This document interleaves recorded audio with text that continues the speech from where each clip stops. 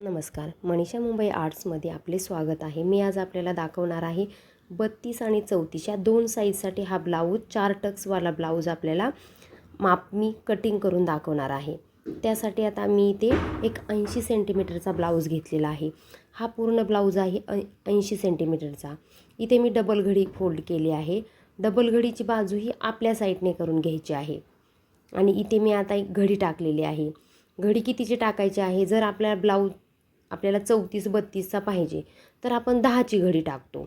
10 10.5ची घडी तुम्ही टाकू शकता। आत माया राहिली तरी हरकत नाही। त्या घडीनुसार मी इथे कट करून घेतलेले आहे। घडी आपली पाहिजे 32 आणि 34साठी 10.5 10ची घडी असेल तरी चालेल। या पद्धतीने मी इथे कट करून घेतलेला आहे तो भाग डबल घडीचा। इथे मी उंची पाहणार आहे। ब्लाऊजची उंची किती आहे? ब्लाऊजची उंची आहे 13.5। तरीही मी इथे पहा, मी इथे घेणार आहे 14 इंच। 14 इंच उंची घेतली आहे। एक अर्धा इंच पाठीमागच्या बाजूला। आता हा समोरचा भाग आहे। समोरचा भाग हा पाठीच्या भागापेक्षा 1 इंचाने आपल्याला जास्त घ्यायचा आहे। हा समोरील भाग आहे आणि खालचा जो आहे तो मागील भाग आहे पाठीचा। दोन्ही भाग आपल्याला एकत्र टाकून इथे आपण माप घेणार आहोत। हा गळा आहे। गळा आपला जो पाठीचा गळा आहे तो मी इथे 5 इंच घेणार आहे। खाली मी उंची घेतली, समोरील उंची 14 आहे, मी इथे 15 घेतली। 1 इंच जास्त घेतलेली आहे मी, कारण आपल्याला टक्समध्ये तो भाग जातो म्हणून।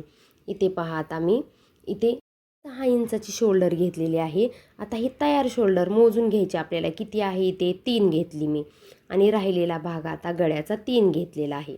आता इकडे मला मुंडा टाकायचा आहे। जो आपली शोल्डर आहे तेवढाच मुंडा आहे आणि 1 इंच घेऊन मी इथे आकार दिलेला आहे।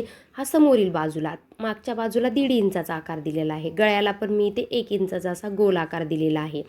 त्याच्यानंतर आपल्याला इथे योगपट्टी, खालची पट्टी जी ब्लाऊजची आपली आहे त्याप्रमाणे इथे तिचं माप घेऊन मी टाकली आहे आणि त्यानुसार आकार देऊन इथे आपण ही पट्टी कट केली। इथे मी 4 घेतलं, इथे 2 इंच घेतलं, ह्या साईडला मी 2.5 इंच घेतलं। अशा दाखवल्याप्रमाणे इथे मी असं तुम्हाला हे माप घेऊन लाईन मारून घेतलेली आहे। हा झाला आपला समोरील भाग झाला, 4 टक्सचा जो समोरील भाग झाला। इथे 2 इंच घेतलं, साईडला 2 इंच आणि इकडे वरच्या बाजूला मुंड्यापाशी 2.5 इंच। हा आता जो योगपट्टीचा भाग कट केला, गळ्याचा भाग हा कट करून टाकलेला आहे। त्यानंतर हा मुंडा हा मागील भाग आपण 1.5 इंचावर कट केलेला तो कट केला।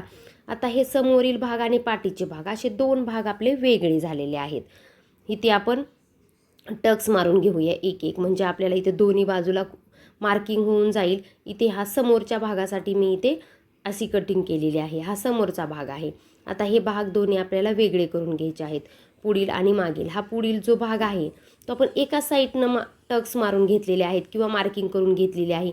दोन्ही बाजूला येण्यासाठी मी इथे एकावर एक ठेवून स्टच केलेले आहेत। त्याच्यामुळे ते काय झालं की खालच्या साईडला सेम माप आलेला आहे। त्यानुसार मी सेम दोन्ही बाजूला मापे दिलेली आहेत आणि त्यावर मी आता टिप मारून घेणार आहे।